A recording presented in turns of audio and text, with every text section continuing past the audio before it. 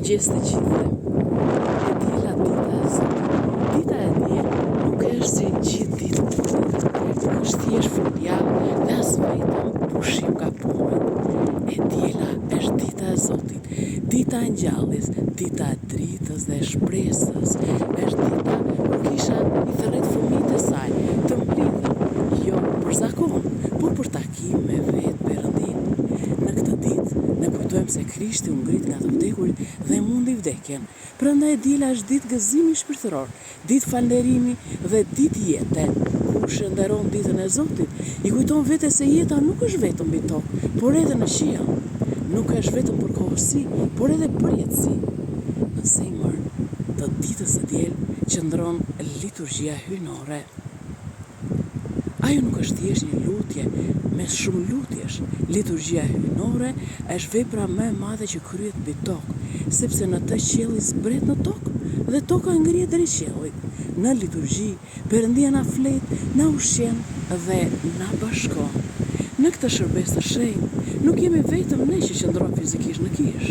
Në liturgji bashkohen të gjallët dhe të fjeturit, të dukshmit dhe të padukshmit, kisha toksore dhe kisha qiellore.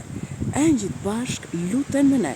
Shenjtorët janë të pranishëm dhe shpirtrat e tyre që kanë kaluar nga ky jetë përmenden me dashuri dhe shpresë. Kur i përmendim emrat e të vdekurve, pra emrat e të fjetur në liturgji, ne shpallim se vdekja nuk ka fjalën e fundit. Ata nuk janë të humbur, ata jetojnë në mëshirën e Zotit. Liturgjia hyjnore bëhet kështu vend takimi. Takohen të gjallët që kërkojnë forcë dhe të fjeturit që presin gjalljen. Prandaj, motra dhe vëllezër, të mos e shohim liturgjinë si detyrim, por si dhuratë. Të mos e shohim ditën e diel si ditë zakonshme, por si kohë të shenjtë. Aty shrohet shpirti, aty forcohet besimi, aty lind paqja e zemrës. Prandaj, le ta ruajmë ditën e Zotit me respekt, me lutje, me pjesëmarrje në liturgjinë hyjnore, sepse aty mësojmë çfarë do të thotë të jemi vërtet në kish. Një trup, një lutje, një shpresë në Krishtin e ngjallur. Një të diel të bekuar na dhën Zoti të gjithë në njerëzve të tokës. Një të diel me gëzim, me paqe, me dashuri, me të gjithë njerëzit.